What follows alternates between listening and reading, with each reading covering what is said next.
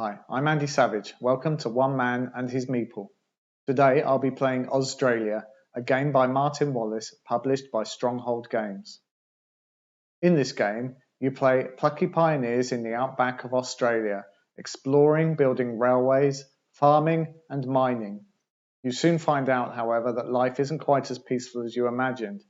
Bands of roaming monsters attack your farms and make their way towards your home port in an attempt to drive you back into the sea.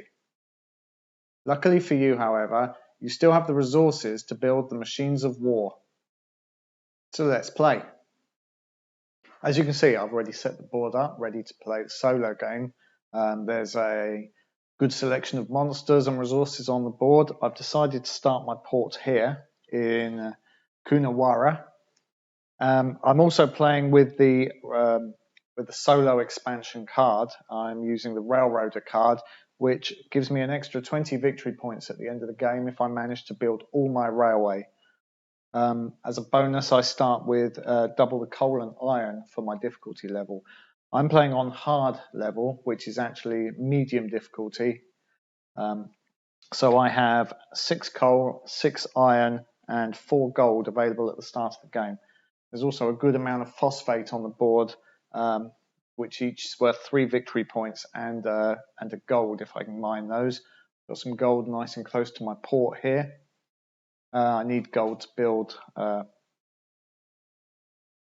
the expeditionary force that I'll use to fight back against the monsters. I have a few rounds before any monsters are awakened, but I'm able to expose and fight them early if I feel ready and equipped to do so. So let's start. Also, my railroad building, as a result of the Railroader card, my railroad building also costs me 1 less time. So every action I take takes a unit of time, which moves me around this outside board. When I get to where this purple spot is here, that's where the monsters will start having their events as well. On the lighter squares, on the lighter circles, an event card is revealed, which usually means a monster's revealed. And then they will move towards the nearest unblighted farm, which is a farm that they haven't attacked yet. And eventually they'll move towards my port. If they get to my port, I'll have to fight them off or lose the game. So I have 22 units of time to my available, and I'm going to spend the first one building, which costs me 1 unit of time, 1 coal and 1 iron, and allows me to build 2 rails. And I'm going to go out that way.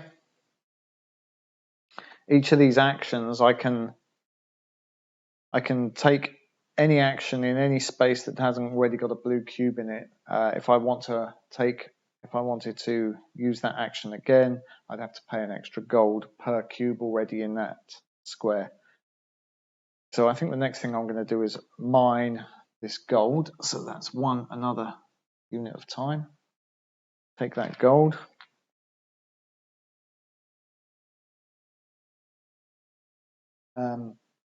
These are companions that I can recruit to help my fight against the old ones a bit easier. I really like. I've noticed these 2 at the end. I like those. Those are combative cards, and I usually try and get those if I can. So I'm going to recruit one of those straight off. I'm going to take Bombardier Milligan, who says once per combat, if I have artillery present in the combat, I can inflict 1 damage automatically, which is usually pretty useful. Now they all shift down 1 space. We reveal a new one, the long-range outback group. I'd also like to recruit General Takanashi, but I'll wait until I've cleared these cubes back. I cleared these cubes off. I'm going to build some military, some expeditionary force. Now, because I have Bombardier Milligan, I'm going to try and build some artillery straight off. I owe a unit of time for the recruit and a unit of time for the build. That also costs 5 gold. 2, 3, 4, 5, leaving me with 2. And I take that artillery tile, which allows me to attack within a range of 1 and has a strength of 2. That's a defensive strength of 2. Now I have enough coal and iron or steel to build 5 more times without mining. So if I'm aiming to build all my rails to get this achievement, this extra 20 victory points, I've got enough to build 1, 2, 3, 4, 5. So I'm going to need 4 more coal and 4 more iron from somewhere throughout the game, but that's okay. There's not a lot of iron on the board. There's a fair amount of coal. I think what I'm going to try and do is build my railway up through here, collect this phosphate. I might also go out to this coal here, or maybe across to this. I think I know what I should do. The green spaces are mountains or hills, and require the harder, the more time costly railroad option over there. So I think what I might do is take an easy railroad option, build there, and then take the hard one and build there and there. In the meantime, what am I going to do? I could immediately attack this monster here. Seems a bit early. What I would like to do is spend these 2 gold to recruit some infantry first. But I can't do that until I've retrieved all my cubes or got some more gold from mining.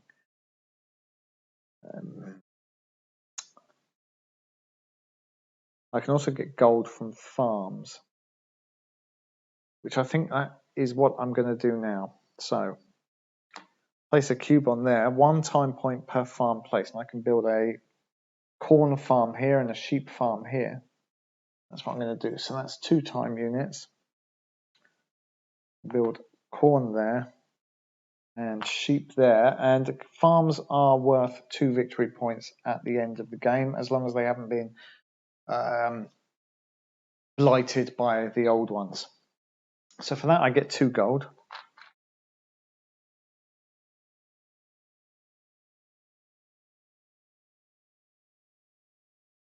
I think I can't mine anymore at this point. I'm going to take back my cubes at this point. I could start paying gold to double up on those activities, but I don't think I need to. I've got plenty of time at the moment before the old ones start stirring. I still have another 15 units of time. So straight off, let's do the cheap railroad build.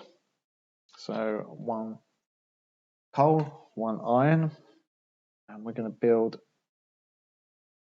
out to there and there. And then I'm going to take the expensive build option. Make 1 coal, 1 steel, and build to there and there. That's going to give me nearly enough of both resources to finish building all the railways that I need to build by the end of the game. So I don't have to mine that right now.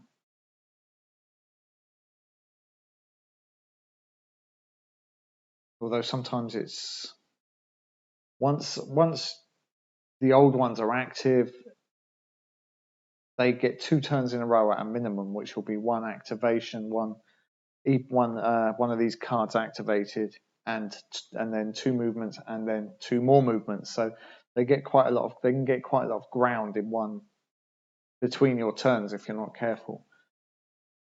So I need to decide whether to mine now or wait until I'm actually fighting the old ones. So I'm going to recruit General Takanashi. Now he allows me to eliminate 1 of my military units inflict 2 damage on an old one, which is quite good. If I have someone who's injured perhaps and isn't going to make it back at the end of the fight, I can sacrifice them to deal 2 damage, which is sometimes enough to finish them off. So that recruit takes me up to there. And let's put another one out. Boris Krupp, who armors your armored trains even better. Now in the solo game, when you take this action, the recruiting one of these guys, you can pay 1 gold to get rid of as many of these as you want. It just gives you a bit more turnover that you'd normally see with more players. And I might have to do that later because I'm not mad on any of those. I want to build up some fighting buffs before we get into that point. So let's build 2 infantry. We can build 2 infantry in 1 action, and they cost 1 gold per group. Now I feel like I might be ready to attack.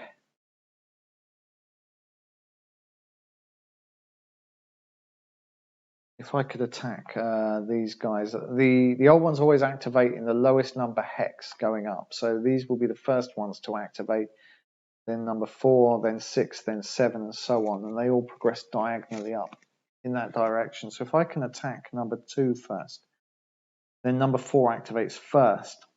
They always make their way to the nearest unblighted farm or port. So that gives me quite a lot of time for them to come in. So I think first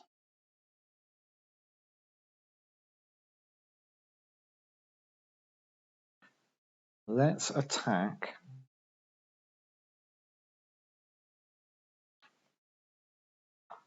the monster in this hex here.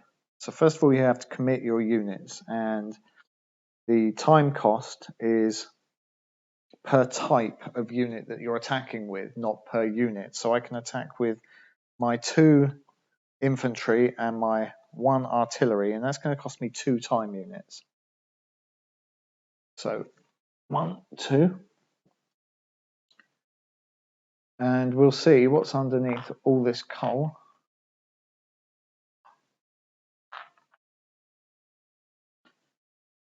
It's a temple. These are quite hard to destroy. They have a high defense, but you get quite a lot of victory points for them. That's the number in purple. So this one's worth 3 victory points. But the point is they don't move. They're static, obviously, they're buildings. But what they can do is spawn an old one, and they always spawn a type 3 old one, so a level 3 old one, who can be some fairly big bad guys, including Cthulhu himself. So you don't really want Cthulhu spawning here early on in the game. So I'm going to have to make quite an effort to destroy that now. Fortunately, according to this table, artillery and infantry are both good against temples. That means I should get quite a lot of hits out of the hit deck. Because we have artillery in the battle, Bombardier Milligan does 1 point automatically. So we put 1 cube on there. Not going to work.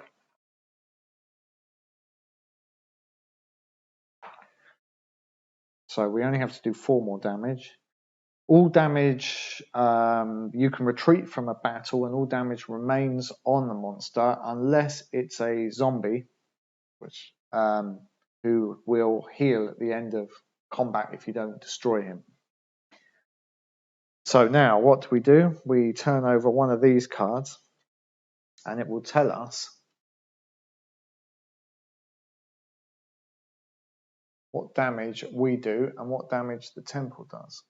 So on the bottom row there, on the left-hand side, it shows us that we do no damage to the temple, and the temple does 1 damage to one of our units.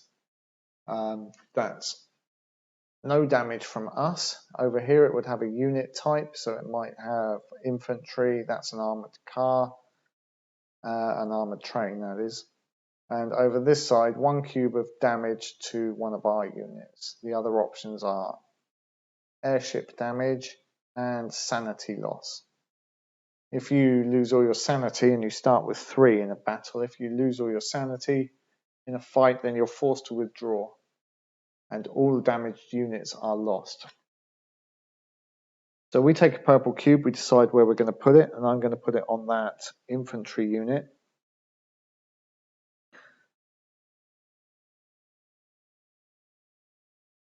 Okay, so at this point we could choose to withdraw from the battle, but I'm not. I'm going to push on. Because we get to choose where the damage is assigned, you can spread it out before units are destroyed. So the next card, this is a good one for us. It shows us that artillery deals 2 damage or 1 damage per unit twice to the pyramid. So we have 1 artillery, so we deal 2 more damage to that temple, not pyramid shape. And the temple deals no damage to us and no sanity loss. Again, now the temple has done 1 damage to us. I'm going to put that on the artillery. Now at this point, if I take another damage, I'm going to lose one of these units. And if I'm going to lose a unit, I might as well sacrifice, say, this infantry unit to do the final 2 points of damage to this temple.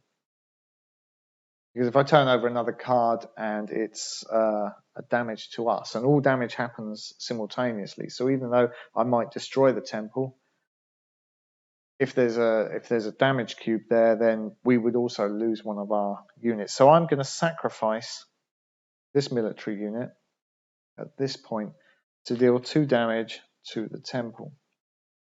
So now, without drawing another card, we have destroyed the temple. So we take this as a trophy. We have 3 victory points. I'm going to put them there. And we've also cleared this space, so we can now mine for that coal once we've built a railway into there. And we've bought us some time after the first monster is activated, because this will be the first activated and then this one. So maybe in a future round before turn 22, if we can attack this one, we'll buy ourselves even more time. So what do we have left that we can do here? We can mine for free, without paying extra gold. I'd like to build more expeditionary force. I'd like to build some more infantry, because I like that trick of once one has taken damage of sacrificing it to deal 2.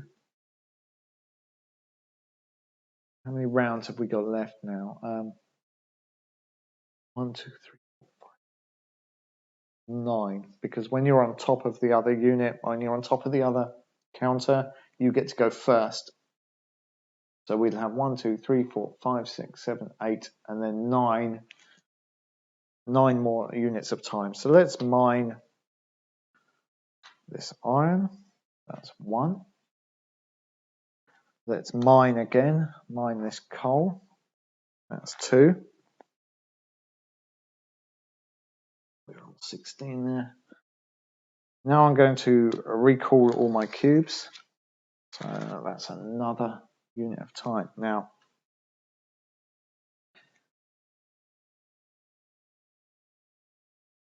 it's likely at this point that the old ones are going to start taking their turns before I recall my cubes. So I need to think a bit more carefully about the order I do these things in. I'd like to have another gold, and I'd like to have 2 gold to build infantry. And I'd like to have gold to clear this row, but I don't.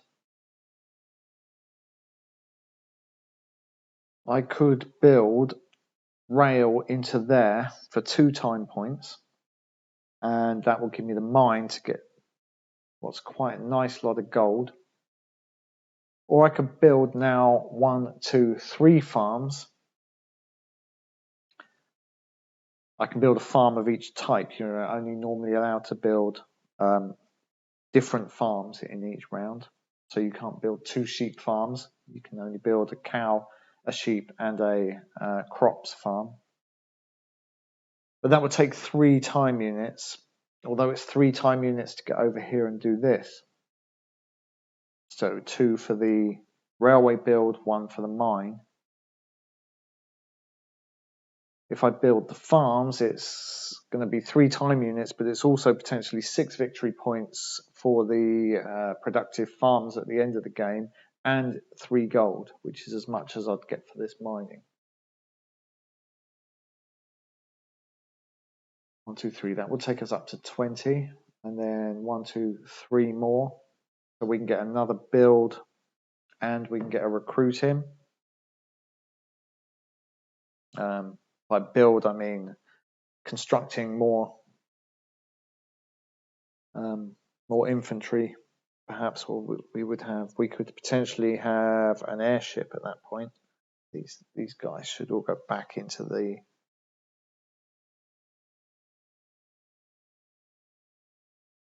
that pool. Because airships are free to deploy and have a huge range. They have a range of 4 hexes. So let's go for the farms, because on balance it's potentially more victory points. So 1, 2, 3. And the farms also serve as lures for the old ones, because they will always make their way towards the nearest unblighted farm. 1, 2, 3. And we also get 3 gold for those, 1 for each farm.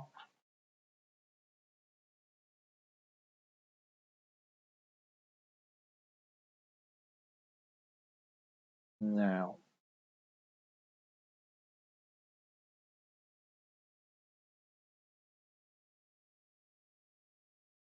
say I could get an airship, but I'd kind of just like more infantry, I think. Just to use as General Takanashi, just to use as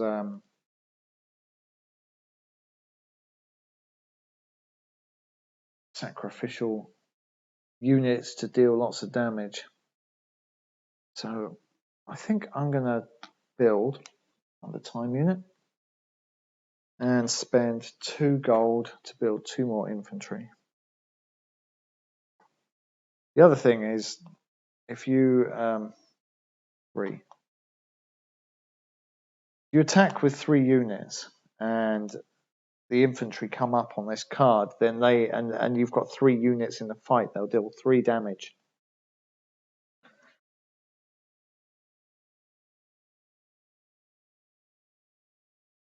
So now, do we want to attack this monster in number 6, see what it is? Or should we try and let's recruit? Let's try this recruit option. So we're going to spend a gold. I don't particularly want. I mean, Harry Bones is good. When you mine, take an extra resource. But I don't need to mine a whole lot more now. I've got 1, 2, 3, 4, 5, 6. I've nearly got enough gold and iron, coal and iron to finish the rail building. And you can always trade. You can always import export. You can always take extra there. So for 1 unit, I could take enough to get enough resources. So I don't want Harry Bones. So I'm going to spend the gold to clear this entire row and put out 5 more.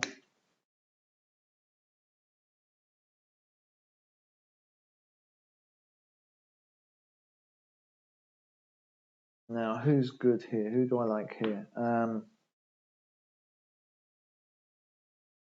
Jenny Appleseed is good at the end of the game, or towards the end of the game. If you've got blighted farms, you can use her to flip 2 of them back to their productive side, which is 4 victory points at the end of the game. Franz Neumann, if one of your units is eliminated, the first unit that's eliminated in a fight maybe, or you can choose, the first one, or when one of your units is eliminated in a fight, you can return it to your barracks instead of removing it from the game. So I can push my luck and save my artillery. Mirinda Sweet is a bonus for farming, as is Tex Maguire. Never that keen on farming in this game, especially in the solo game. I think it pays to take the fight out, especially if you want to get up here and clear these ones. At the end of the game, any monsters face up on the table, they get their victory points into their pool. Any monsters that are face down on the table, they get double their victory points. So it pays to at least try and wake every monster with an attack, even if you don't manage to kill them all, because you half the loss of victory points. You half the amount of victory points that the old ones get. So we get to recruit one of these, and I'm going to take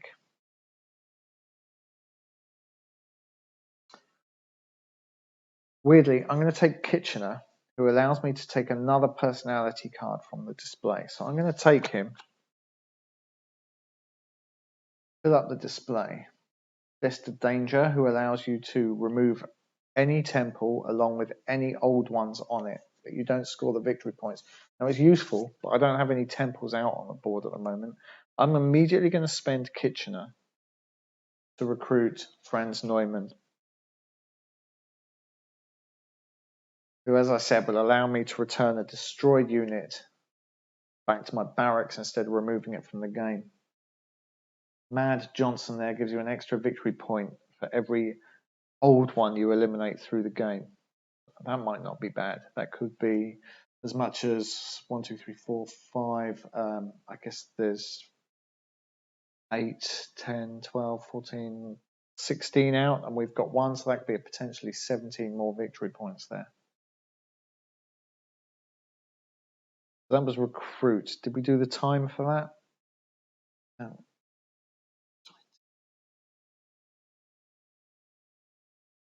No, it was so long ago. I'm going to say yes, I did do the time for that. And if I find out during editing that I didn't, you can have your money back. So what do we want to do with our last couple of actions before the old ones wake? We can attack.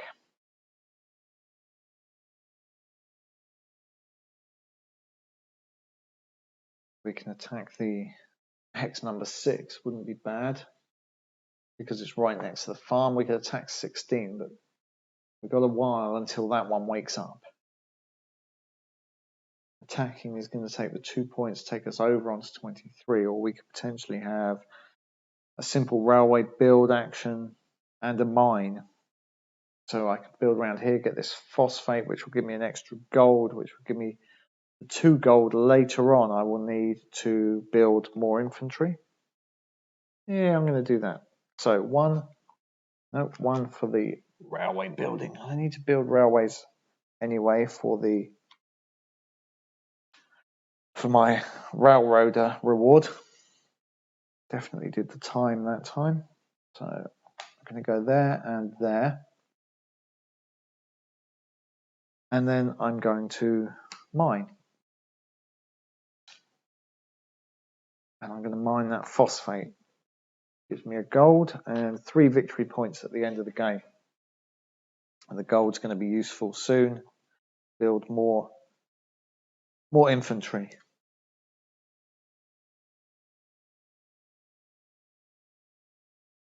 Okay, so now the counter that is furthest back is the old ones, so they get their first turn. And they're going onto a light space, number 23. So we turn over the first of these event cards. Reveal the old one in the lowest number hex. So that is number 4. And it's amigo, not an amigo. He's quite weak. He only has 2 hit points or 2 shield. He's worth 1 victory point. We then do 2 movement. So the way we do movement is we turn over one of these cards. And this time we're looking at the stripe down the middle. Anything that has a circle around it moves. And in this case, the only creature on the board, which is this Migo, has a circle, so it moves. Which way does it move? It moves towards the nearest unblighted farm, which is going to be this sheep farm. We then do a second, so we do 2 per round. And there is, the Migo does not have a circle, so he does not move. Or it does not move. At the moment, I'm unable to attack this creature because all my forces have a range of 1. If I had the armored car, I could attack it, but I don't. So I'm going to have to wait till that comes closer, which it might do right now because the old one is on top. They move on to that space. That just means we don't reveal a new event card, but we do 2 more movement. There's no Migo on that. And no Migo movement on that one. So he comes no closer. Now it's my go. So as you can see, I can have 1, 2 units worth of actions before the old one has another action. So what should we do?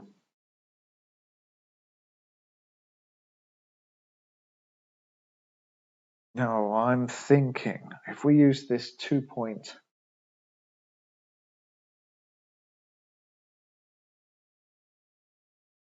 we've got 2 points time. Well,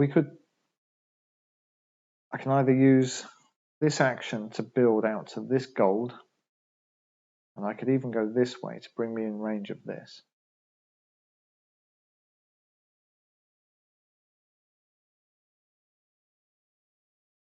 Or I can attack this space here, which if I put all my forces in is also 2 time units.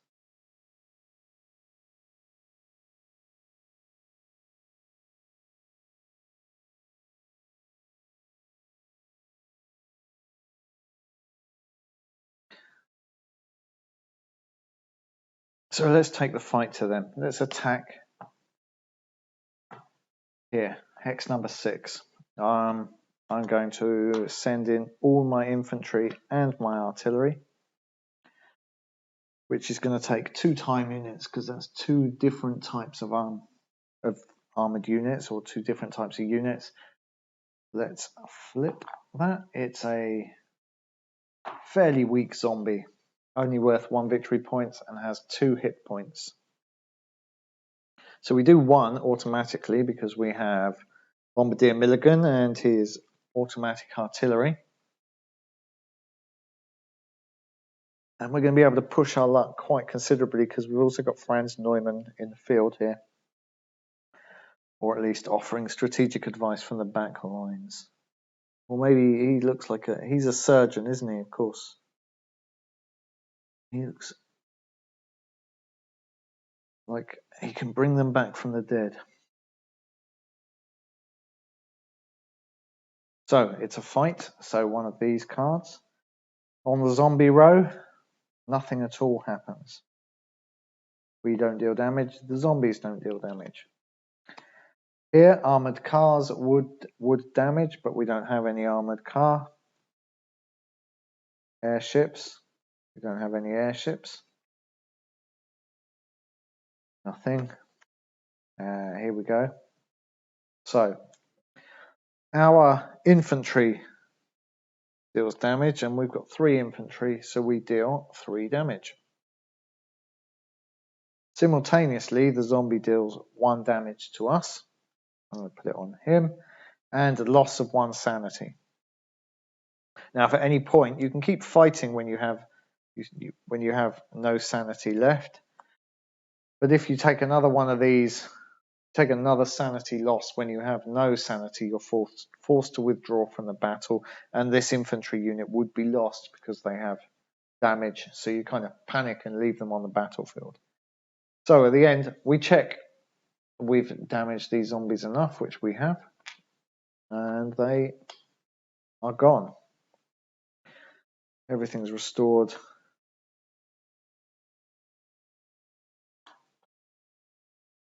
Back to how it was. And now it is the old one's turn. They're moving on to a light space, so we get one of these reveals. Reveal the old one in the lowest numbered hex, which is now 7. It's another temple. We're going to have to deal with that because we do not want that spawning a level 3 old one on our doorstep. We now do 2 movement. And the only thing that can move again is this Migo, which doesn't. And doesn't again. Then the old one moves onto the space 26 and attempts to move again. Nothing. And a movement. So that Migo is now moving to there.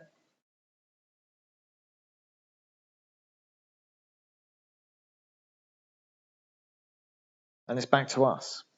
There's not a lot of actions we can take anymore without paying gold, which I don't want to do. So my first action is 1 point to call back all my cubes. And now I have free choice again.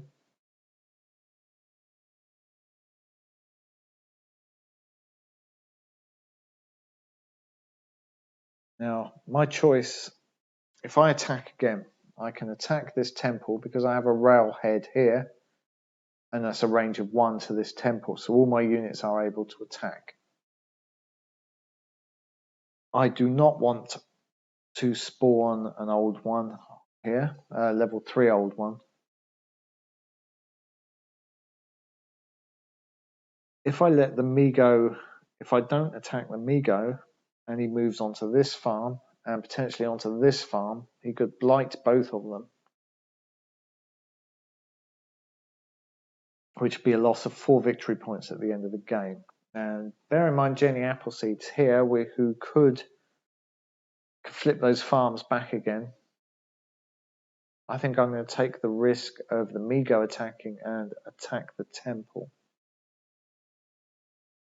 Unfortunately, because that's going to be a 2-point attack, a 2-time point attack, there is then going to be 1, 2, 3 consecutive old one turns. And 2 of them are going to be from here.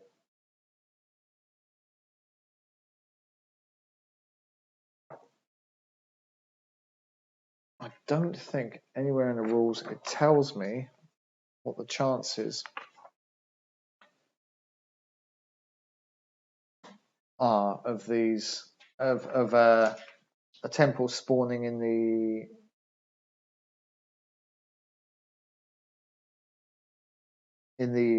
from the old one deck. But I just don't want that to happen because it's horrible. I mean, when an old one appears up here, you've got ages before they come down to you. And they do move pretty slowly. You don't want one coming here. So let's attack. Nope, that's the wrong space. Let's attack this temple. 1, 2.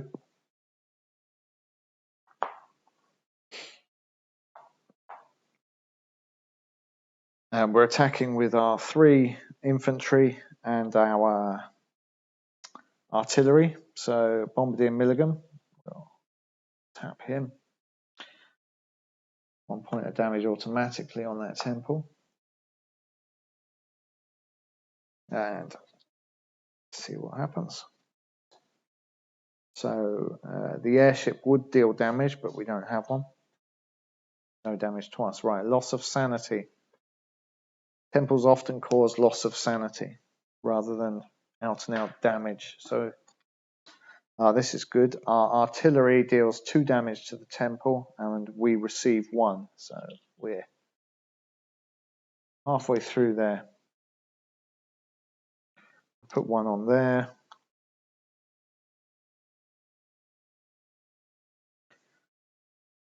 Next card. Brilliant. Again, 2 more damage from our artillery and 1 in return.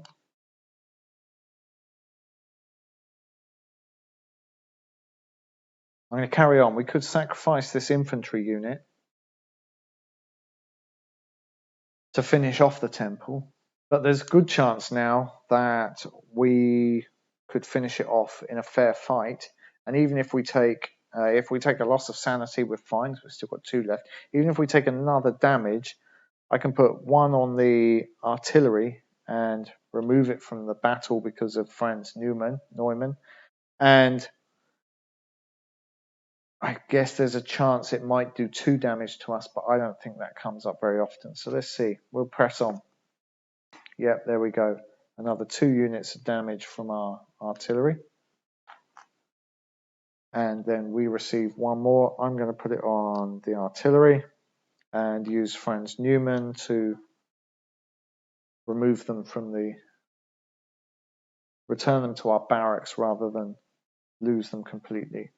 We've now killed the temple, destroyed the temple. So that adds to our victory point total. Not bad.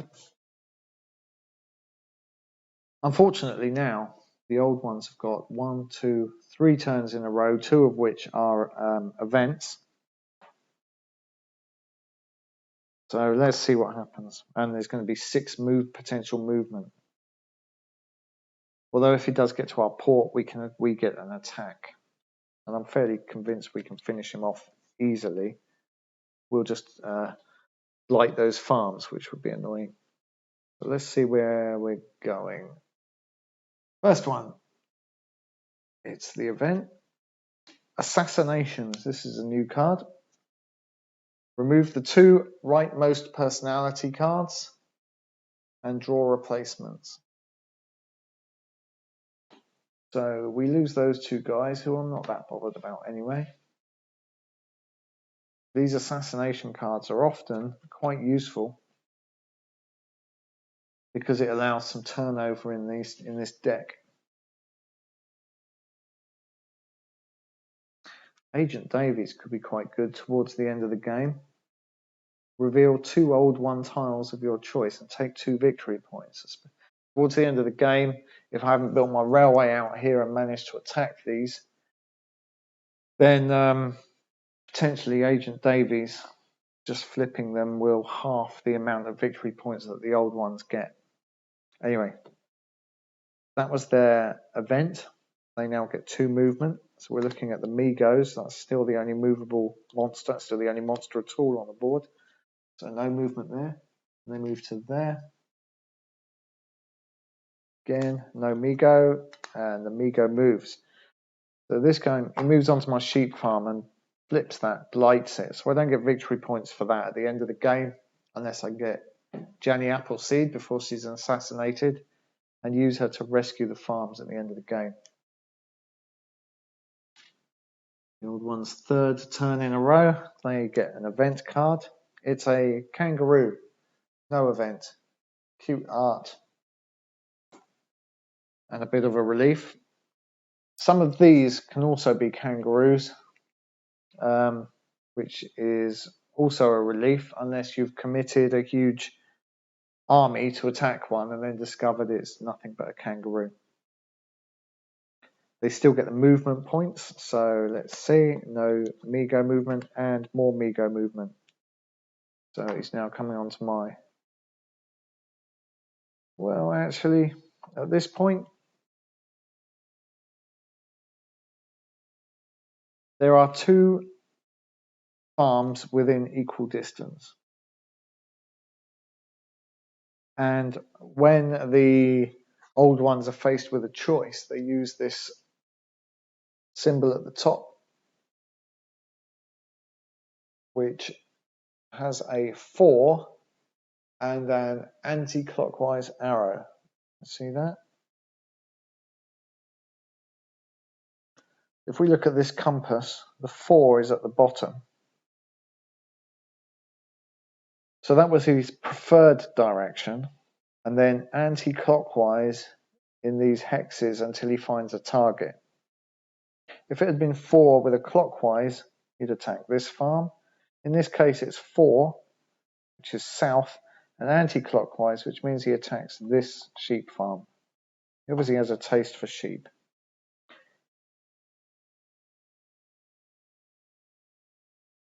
Which is okay because it keeps him away from our port. But actually, I wouldn't mind him attacking the port because we get a free attack if he does so. And that's the game.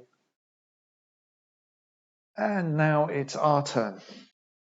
So our choices as I see it here, we've got a clean slate apart from attack.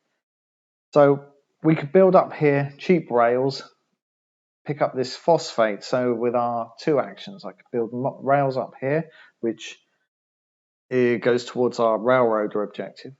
And I can also pick up the phosphate, which will give us gold, 1 gold and 3 victory points at the end of the game. And it also builds up towards this far corner where we'll need to wake up some of these level 3 old ones towards the end of the game. The other choice is to come out here and pick up this gold, but that's a 2-point rail build, which means will immediately be the old ones go, and then mine next go. But then I'll have 5 gold and I'd be able to build an airship or another artillery. But airships are free to attack with, as long as you put some other units in the fight. I think because it's early on,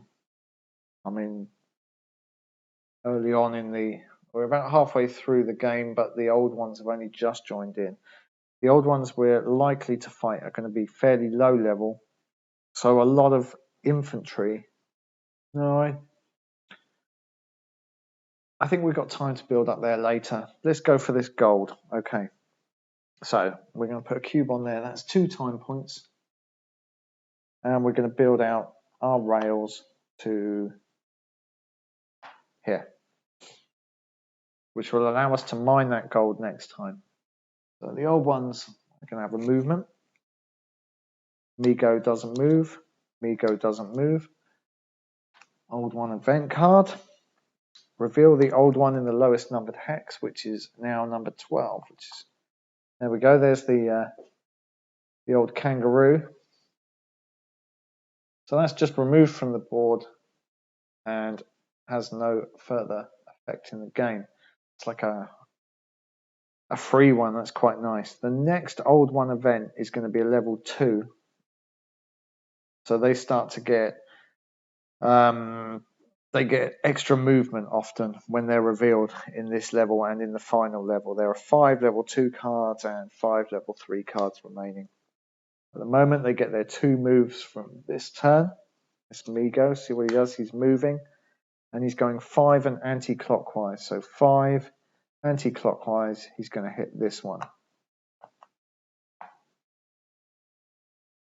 And second movement, he's on our port. Now, when the old ones hit your port, you automatically attack with everything you've got at no cost. So in the solo game, there's not really disadvantage to letting these low level ones hit you. It's like a free attack. The only trouble will be if I absolutely fluke a loss here, then that's the end of the game, which would not be great on video. However, we deal 1 damage with old Bombardier Milligan and see what happens. Armored car, loss of sanity. Losing to loss of sanity would be funny. Armored car, loss of sanity.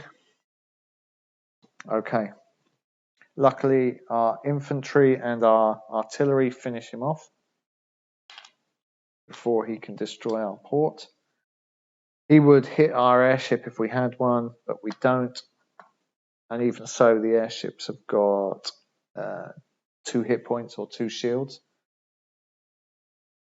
So that was the old ones going. That felt fairly productive because we managed to get an extra victory point in that fight. Who's going to be next to wake up will be this guy right over here, which is quite good. Sometime until 16 wakes up. We could preemptively attack 16 if we have time. But for now, we are going to mine this gold here. And that was our first point of time. And secondly, I would like to build an airship, I think. So that's 4 gold. That leaves us 1 gold over if we want to retake one of these actions, maybe. So now we've got an airship, which has a range of 4 and 2 hit points, and can be sent into a fight with no extra time cost. There's always one time point. So if I just attack with the airship, it's not a free attack, it will still cost 1 time point. So the old ones go. This is not a light circle, so it would only be movement. They have nothing to move. Right. Now they do, on to 33. Assassinations. Remove the 2 rightmost personality cards. So we've lost Jenny Appleseed. So we're never going to recover these farms, which is a shame. But we have plenty of spaces where we can build farms. We don't have any corn farm spaces, but we'll fix that. Anyway, so we've lost Jenny and Desta. They're both fairly useful, but we just didn't have time to pick them up. Oh, these are great as well. These are more one-off pings. If we can get Juliet Verne, who deals damage if we have, she deal 1 damage if we have an airship present in combat, and Colonel Curry, who does 1 damage on 1 old one during combat. That's going to be 1, 2, 3 points of damage at the start of the fight without even needing to do anything. I would really like to recruit these 2 guys. And in fact, I think that's what I'm going to spend this extra gold to do that. It's really going to, doing 3 damage before a fight is going to kill off most of these these level 1 monsters before they even do anything. So it's our that was assassinations. They would get 2 moves, but there's no monsters present to move. So I'm going to recruit Juliet Verne.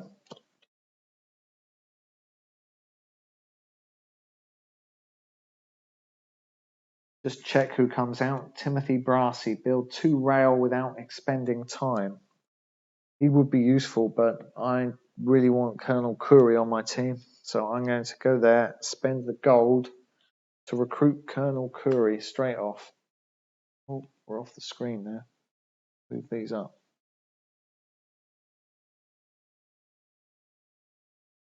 He's effectively out of the game. We'll move him out of the way.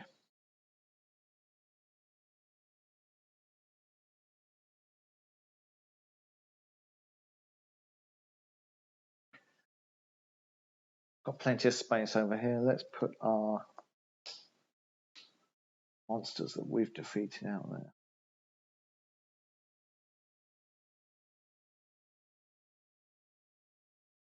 So that was our second action. Now the old ones go. Movement. There's nothing to move. This is good for us. And an event. Reveal the old one in the lowest numbered hex. So that's number 15. It's a lowly Migo. Let's see if he moves. Nope. Nope. He's just sat out there. We can't attack him. He's not attacking us. Now, we have 2 units of time to use. We could build rails and mine this phosphate. Get an extra gold. Or we could recall all our cubes and attack number 16 maybe.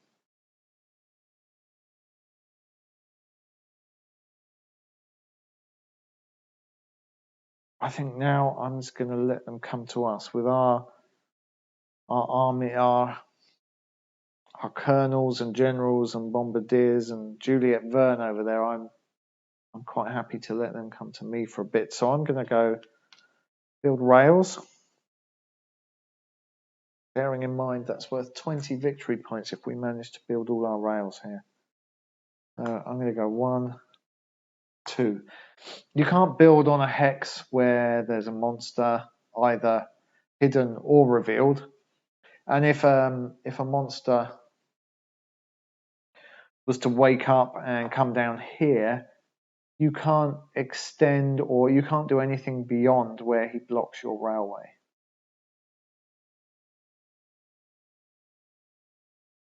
But we can build round them. That's why I put my port here, because I saw this nice passage up through here, through this phosphate, up into these 3-point areas. Although I might like to go over here because there's a lot of gold over here. It will allow me to build some more units towards the end of the game, maybe. So that was our build, rails, and one from mine. I'm going to take that phosphate, which gives us a gold as well. Gold will allow us to retake one of these actions if we want. So the old ones, see if that Migo moves.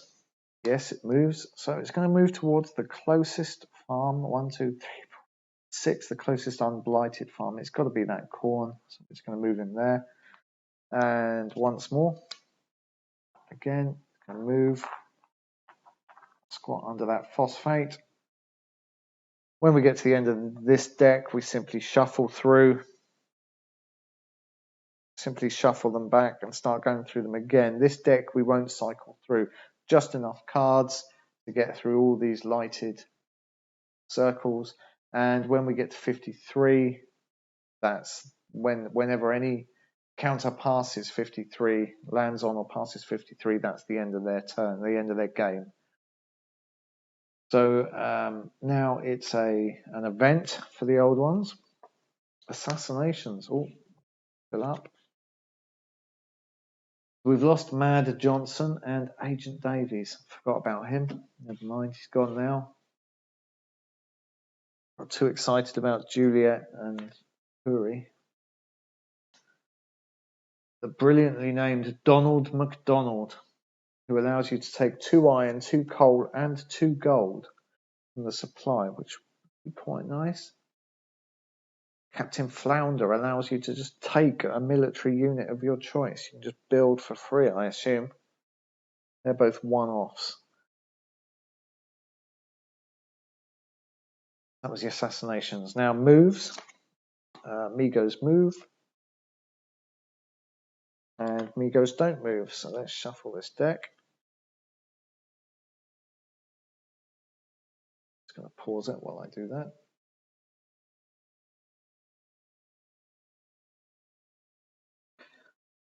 Okay, so what I think I'm going to do now is here first to recall all my cubes. And then I'm going to attack X16. And I'm going to attack it with all my infantry and the airship, which means it's only a one-time point attack. If I send in my artillery, it makes it a 2-time point attack, which is just, it gives the old ones just too much headway at this point. I will still do them 2 points of damage, one with Colonel Curry and one with Juliet Verne, because I have the airships in. I'll just miss the third one from the artillery, but I mean 2 points of damage before we even start fighting, I think it's a great advantage. So let's see who we got here. It's a zombie, and he is just immediately dead because Juliet Verne bombs him from the airship, and Colonel Curry pings him from afar. He's just gone. So we put him down there. Nice, easy battle. And when the next old one awakes, he will be one extra space away from our farms. Likewise, we know we can dispatch this Migo in a 1-point fight, in a 1-time point fight as well. And then maybe start on some of these 2-point ones. So anyway, move for the old ones. I shuffled this deck. Migo moves to there. And this current state, he blocks off any further progress on this railway up here. But he's not going to be there long, I doubt. No, he's moved straight away down to there. Now I need to watch him, I think, because at this stage he's going to go for that farm, and then he's going to go for that farm, and then he's going to start coming down here. So we can either... I can't even build farms to lure him at the moment because I can't build farms here because he's blocking that railroad. And if I build a farm here, he's still going to be closer to this one and this one. So I think at this point I'm going to need to spend that gold to attack him. Anyway, first of all, he's got another action. The old ones have another action. Reveal the old one in the lowest numbered hex. So that's number 17. It's always a bit bigger. This is a Shoggoth. He's got 4 hit points. Was he a... a big one for a number 1. 4 hit points, and he's worth 4 victory points, though. He's nice. Nice trophy. And we get some movement. Shoggoths don't move a whole lot, which is typical. Right. 1, 2, 1, 2. The Shoggoth moves. Both these farms are equidistant. The movement tells us 2 and then anti-clockwise. So 2, and so he's going to go that way first. And then the Migo also moves, and he's going to go 2, and he's going to go for this one. So it's too late. He's blighted that farm. So that was his first movement. Could lose both these farms in one go. No. Luckily, neither the Shoggoth nor the Migo moves this round. Now, though, I have a dilemma. How are we going to deal with both of these? We're going to lose that farm, whatever, I think. We just have to accept that at this point. We could build a farm here to draw the Shoggoth away.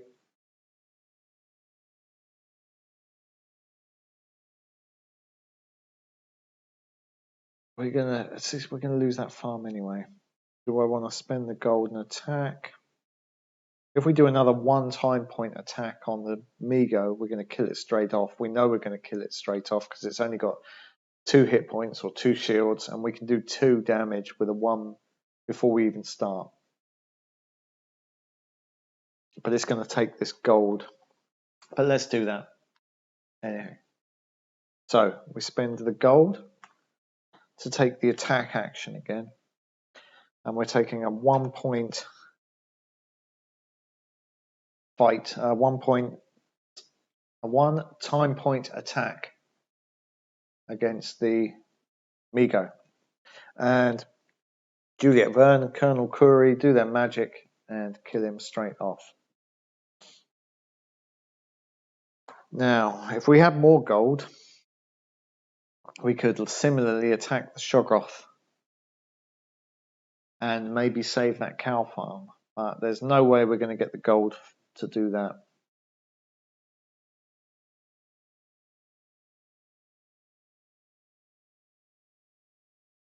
Now, I don't think I've spent... I think I've cheated a little because we should be short of 1 set of resources for building the 4 rails. And we had 4 sets of resources, 4 coal and 4 steel, 4 iron left, which is wrong. I think we had 3 of each left and 4 sets of rails to build. Because I'm thinking of of building rails right now.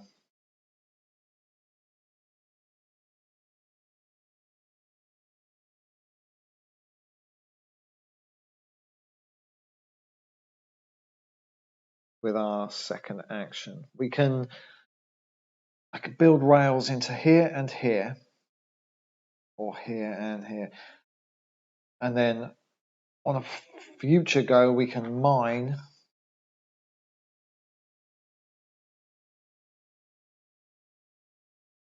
which will give us the coal we need to finish building rails for our objective, for our railroader objective, and it will also give us spare coal that we could trade. When we take an import-export action, we can take one steel and exchange one of the extra coal for an extra gold.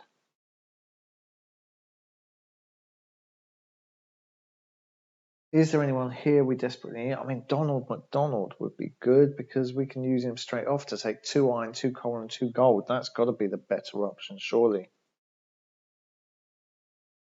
That gives us all the resources we need to finish our railroader objective.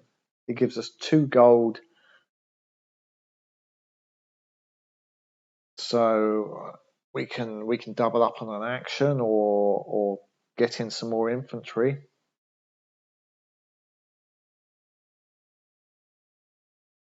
Captain Flounder, who gives us an extra military unit. Let's recruit. So down to there, and move that down there as well. Our railroader objective, and I'm going to take Donald McDonald. Got that back out. Lord Blackstock, who allows you to take 4 gold from the supply, but we've got Donald, so I'm going to use Donald straight away. Take 2 iron, 2 coal, and 2 gold.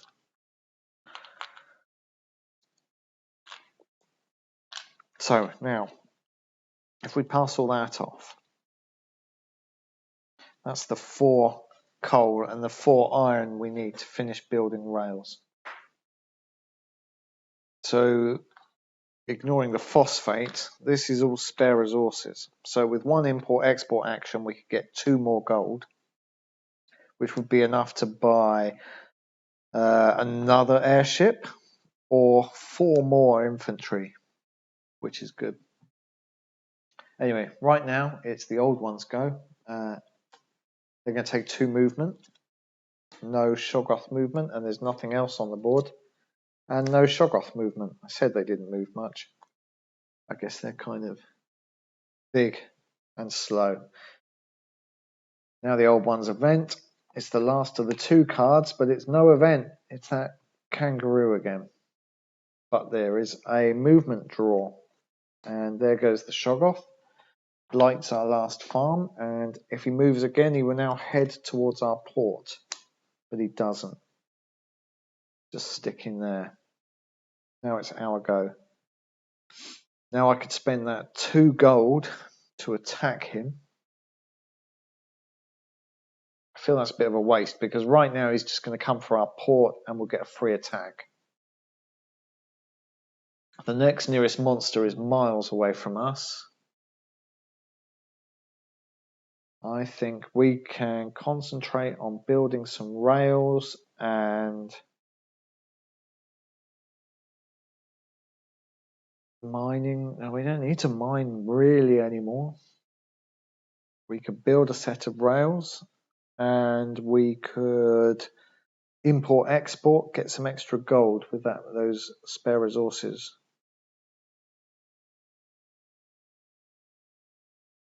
That sounds good to me. Right, so 1 time point for rails. So there's 1 coal and 1 iron. Where are we going to build? So we don't need to mine this anymore particularly. We can head straight up into old one territory. Strike out towards that phosphate. Now we can either mine that phosphate straight away, which will give us an extra gold and 3 victory points. Or we could import export and exchange our spare resources for gold.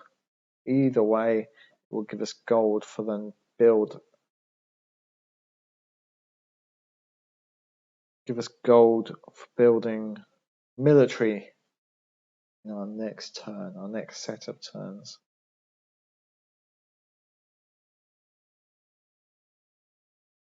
Right now, I would rather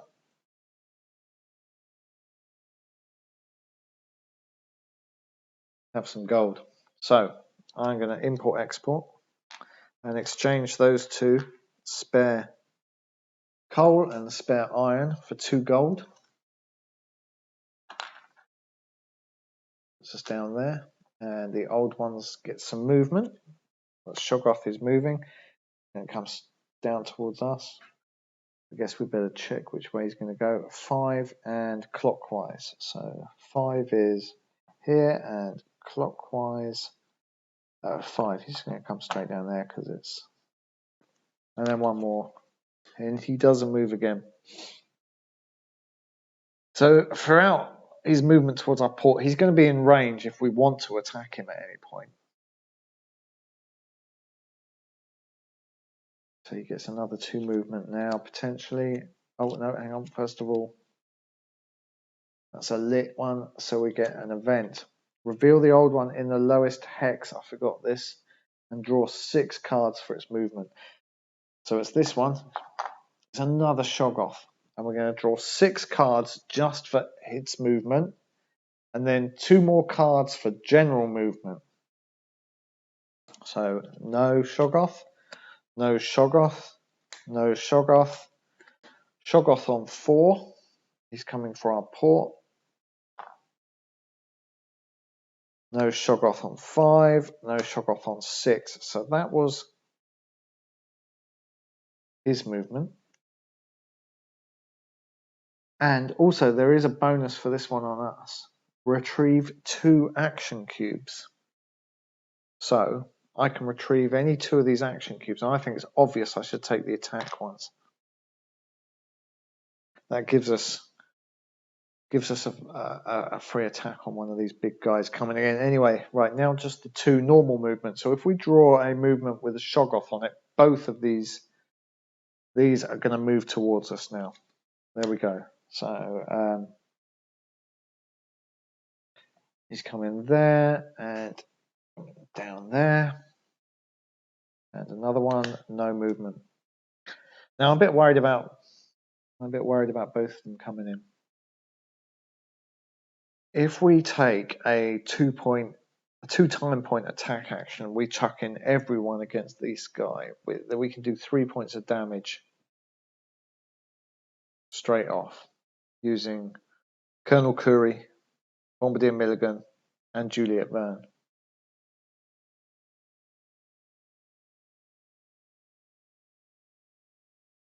Or we can do our 2 point attack against this one, which will open up our railway up there, because at the moment we can't even mine that phosphate. We can't extend that railway above hex 11.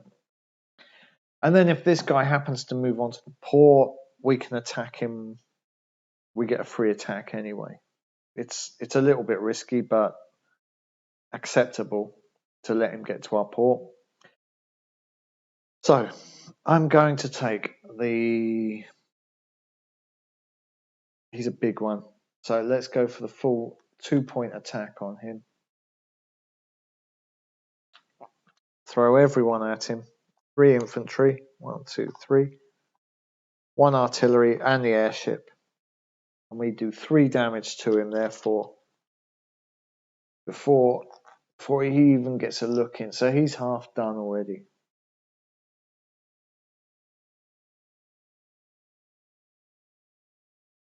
Okay, so what's on the first card? Oh, armored trains. 2 armored trains. Unfortunately, we don't have any. Let's just consult the sheet for Shoggoth. So infantry are poor, artillery are good, and airship are average. So we got an average chance of hitting him hard, I think. Or maybe the artillery are good for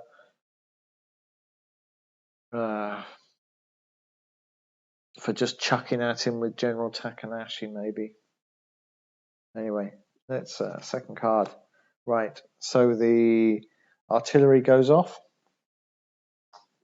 Wasn't a cube, no.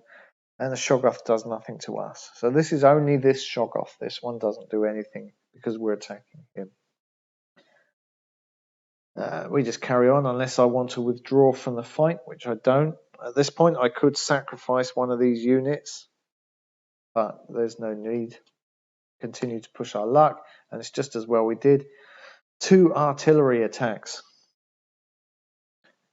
Does the final 2 points of damage, and he does nothing to us. We didn't even get a scratch. We made that look easy. 6 victory points, our biggest prey yet. That was great. That was worth the 2-point attack, I think.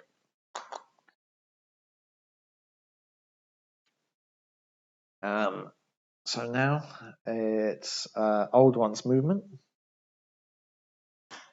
No Shoggoth. And Shoggoth movement. So this guy moves on to our port, which means we get an attack anyway. We get to attack him anyway.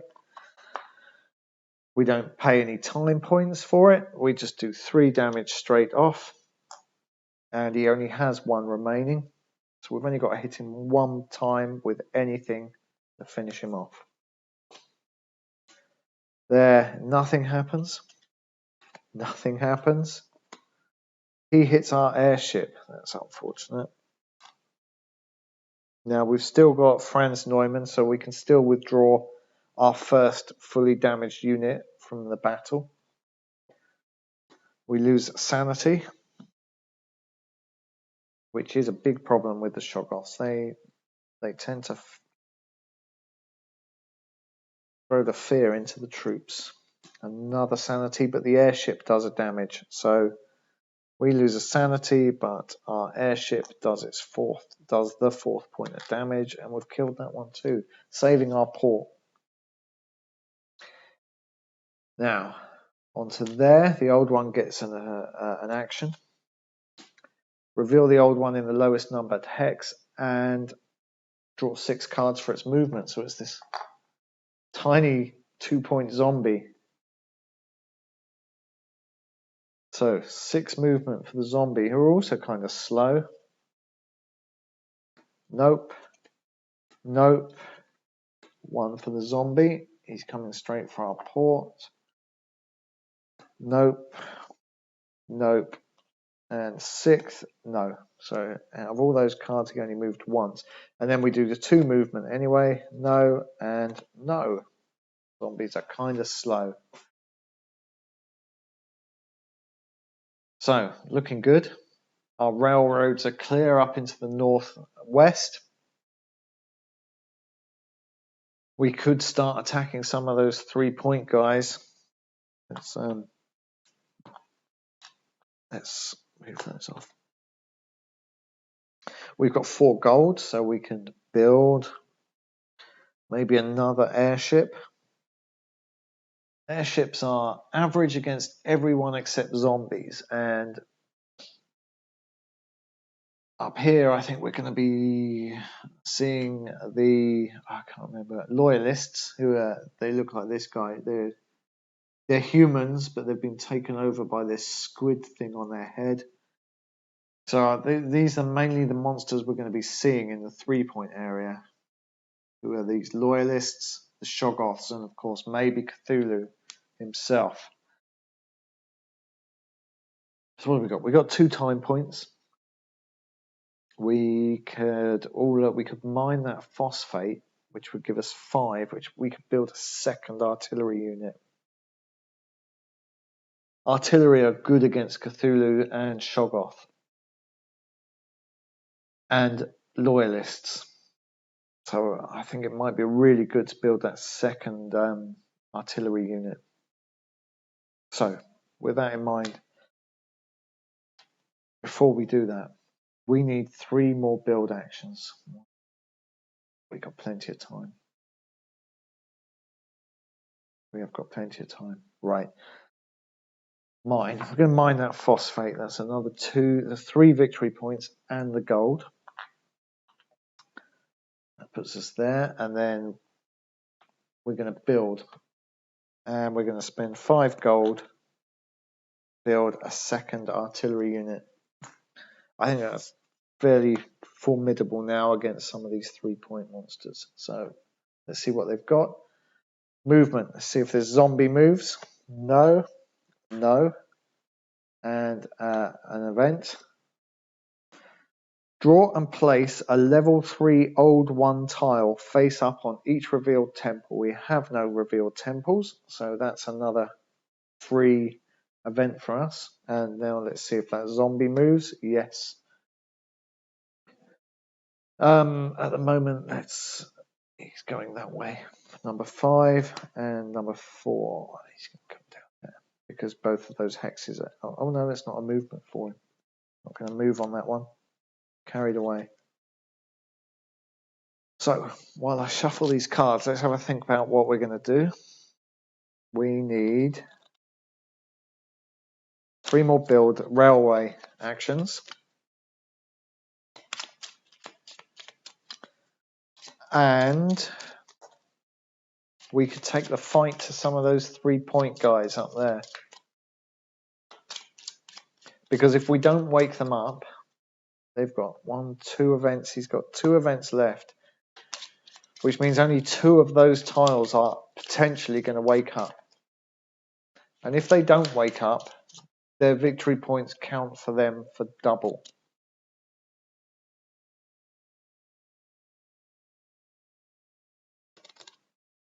But pretty much all our useful cube locations are already used, and we've got no gold, so we can't double up here. So our first action, unfortunately, is just going to be to recall all our cubes.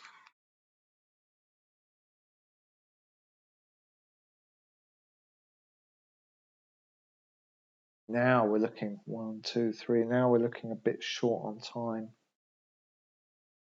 1, 2, 3. So basically we've got the builds 1, 2, 3 and a 2-point attack and 1 more action.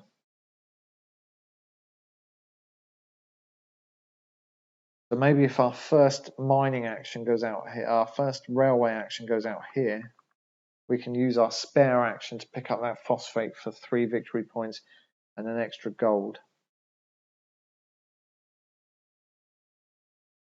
So let's do the railway action now.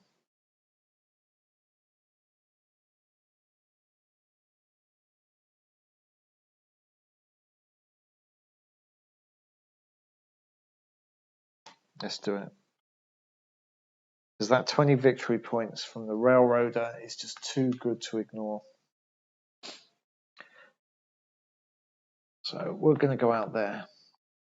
That's our 1 time. And now it's the old one's movement.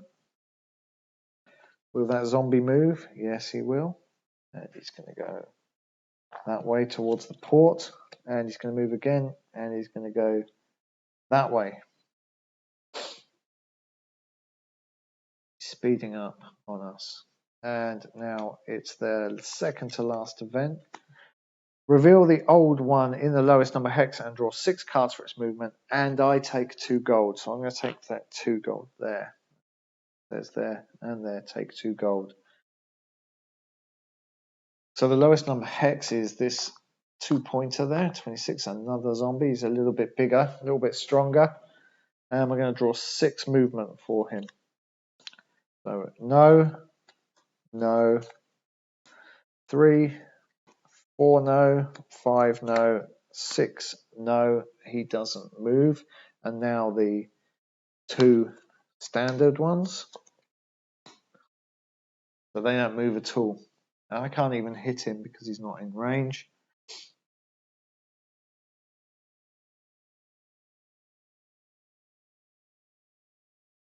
So let's just check we don't blow this build. So we've got 2 builds, mine the phosphate, and hit one of those 3-point guys, or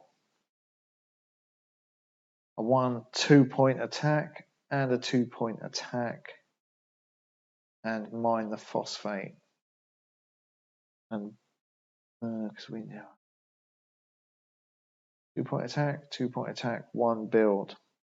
What if we do 1 build, 2-point, 1 build, 1 build, 2-point attack, and a 2-point attack?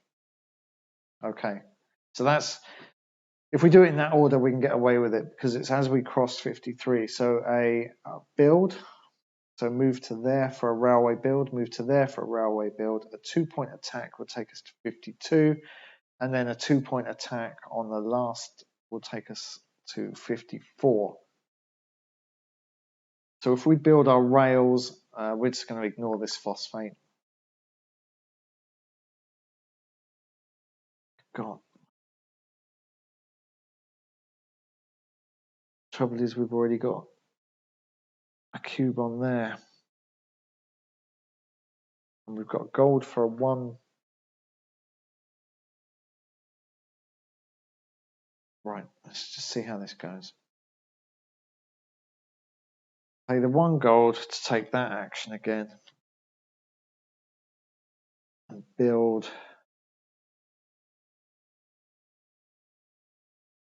Doesn't really matter which way we go. Let's go this way. That puts all of these monsters in range. This one, and then this one could be the last. Oh no, this one's going to be the last one to wake up naturally.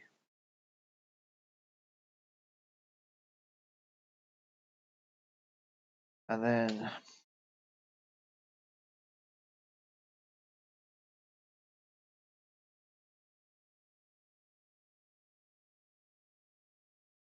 we can get the last build in with this action, but unfortunately that's only going to give us 1 final attack.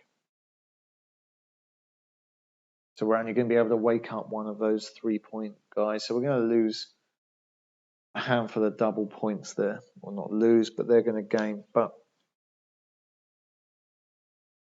the 20 victory points from the railroader objective will more than make up for that. If we blow both, it would be bad. So let's go there. 1, 2, and we're going to build our last set of rails. So it would have been nice to do some farming, but you just cannot do everything in this game. So we have now built all our rails. So we get this railroader, we get this 20 victory points.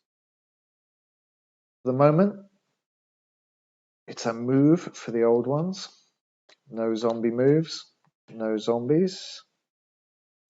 Then it's the old one's last action. Reveal the old one in the lowest number hex and draw 6 cards for its movement. So it's this one. It's a loyalist. They're fairly tough, as you can see. He's got 5 hit points. And draw 6 cards for his movement. 1, 2. Potentially could move our port, reach our port, and give us a fight. So let's see how he does. No on 1, no on 2, no on 3, no on 4, no on 5, and not on 6. So he doesn't move at all. And then we're just going to do 2 movement. And no zombies, no loyalists. This time the zombies and the loyalists move, and they go 1 and anti-clockwise. So he's going to go straight down.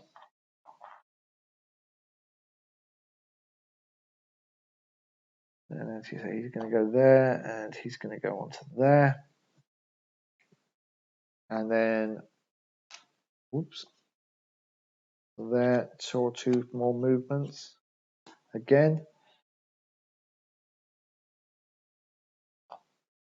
he goes there, he goes there, and he goes straight down. But none of them are going to reach. The zombie might reach our port. So let's attack one of these big guys. Maybe we'll pull Cthulhu and finish him off for 12. Well, that would be quite a tight fight. We'll see. attack. Now we could just send in the artillery for a 1-point attack. Or we could attack that loyalist, but what we want to do is uncover these guys for the...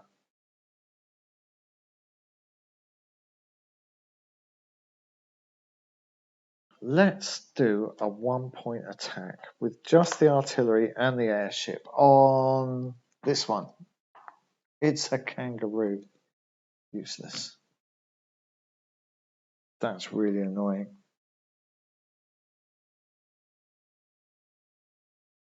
Alright, let's spend our last gold to send everyone in and do a 2-point attack on this one. Oh, it's just a crappy Migo. Only worth 3 victory points. What a shame. Anyway, it is what it is. There's 3.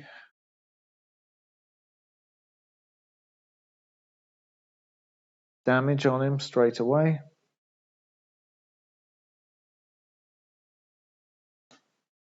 Our airship does 1. How many has he got? 5.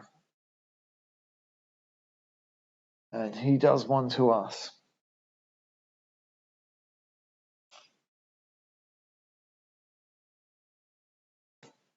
Nothing to him, and he does another 1 to us. Nothing to us, and he hits our airship.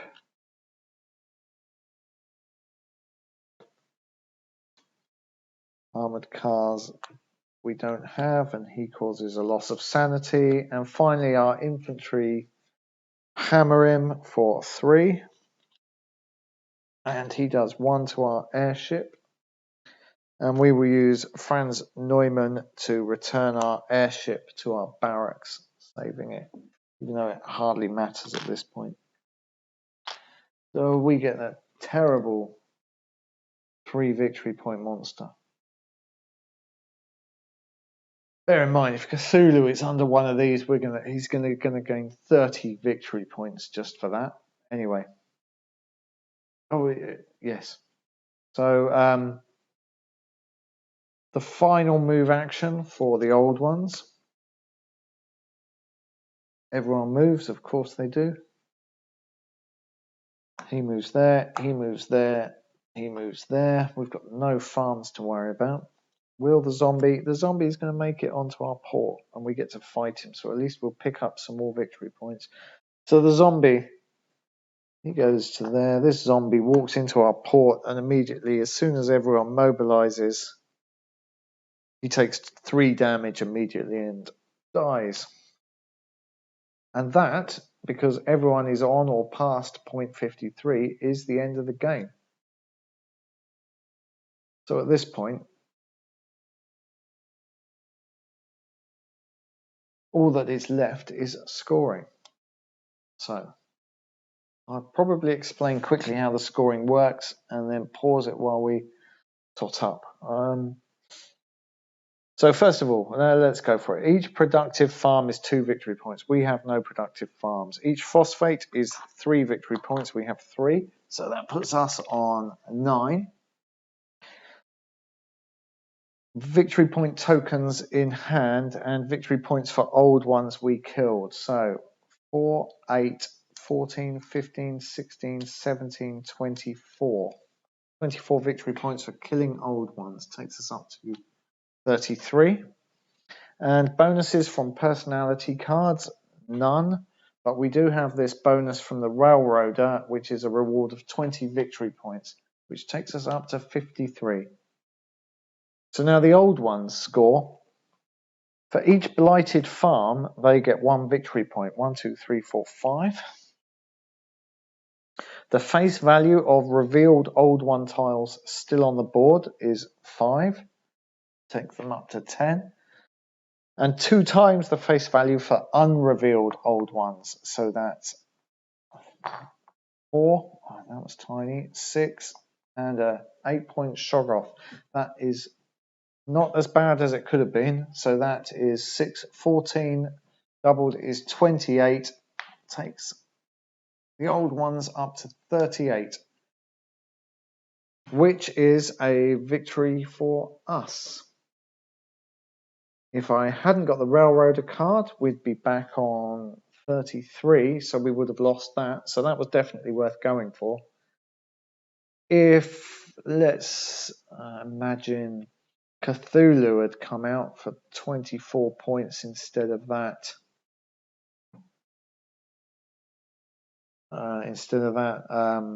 Zombie maybe there. So instead of 4 points for the zombie, they got 24. Then we would have lost also. So a little bit of chance there. We were a bit unlucky drawing that rubbish Migo and the kangaroo, and we attacked those 2 hexes over there. Overall, not too bad. There's a fairly big margin. I think I would make it harder on the next go. Maybe play on a more difficult level. These objectives, I think, while they offer a lot of victory points, and the Railroader one seems easy because you want to build railroads anyway. I don't know what some of the others are like. But anyway, I hope that gave you some idea of how to play AuZtralia solo, or an idea of whether you might like to buy the game, or some strategy hints and tips. It's a fairly quick game, especially solo. This just ripping through this deck for all the old ones' actions is fairly intuitive. It's good. Always enjoy playing this game. And thanks for watching. If you've enjoyed the video, please remember to like and subscribe to the channel. We'll try and do one of these every week. See you next time. Cheers.